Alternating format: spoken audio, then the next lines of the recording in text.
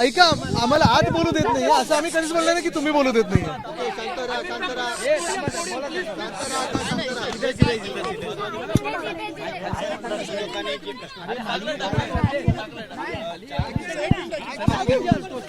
ऐका, त्याच्यावर जे बोलायचं ते मी सकाळी पण बोललेलो आहे आणि मला वाटतं 5 वर्ष बदनामीचा प्रयत्न चालू आहे. ठीक आहे, त्यांना बोलू दे, आम्ही बोलू.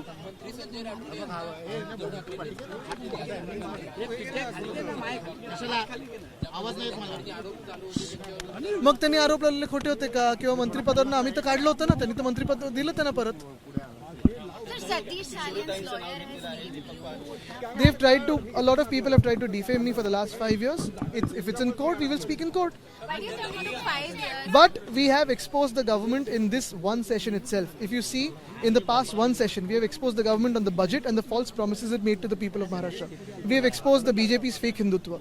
We have exposed the way they tried to use Aurangzeb to cover up all of the issues. And yesterday, I'm very thankful to the RSS to bring back sense to the BJP. Why do you think?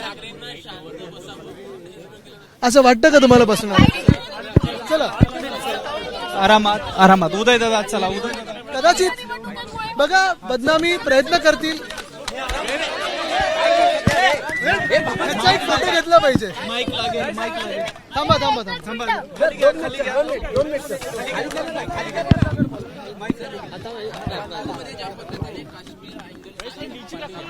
ऐका, नागपूरची जी घटना आहे त्याच्यात मला वाटतं उद्धव साहेबांनी देखील मगाशी सांगितलं होतं, आम्ही सगळेच आमदार ह्याच्यावर विचार करत आहोत की कुठे ना कुठेतरी या सरकारच्याच मध्ये जे कोण काही व्यक्ती असतील, मग ते मंत्री असतील, उच्च पदावर असतील, ते सीएम ना थोडं डिसलॉज करण्याचा प्रयत्न करतायत का, अंडरमाइन करण्याचा प्रयत्न करतायत का. तिथे RSSचं मुख्यालय आहे, तिथे मुख्यमंत्री तिकडचेच आहेत, गडकरी साहेब तिकडचेच आहेत. याच सरकारमध्ये काही असे घटक आहेत का ज्यांना सीएम ना अंडरमाइन करायचं आहे, या राज्यात कायदा सुव्यवस्थेची परिस्थिती अंडरमाइन करायची, दाखवायचं की गृहमंत्री फेलियर आहेत. काही असे घटक आहेत का ज्यांना उद्योग आणायचे नाहीत महाराष्ट्रामध्ये, असेही असू शकतात. काही डीप स्टेट असू शकतं ना याच्यात. त्याच्यावर तर मुख्यमंत्री महोदयांनी विचार केला पाहिजे. एबीपी माझा, उघडा डोळे बघा नीट.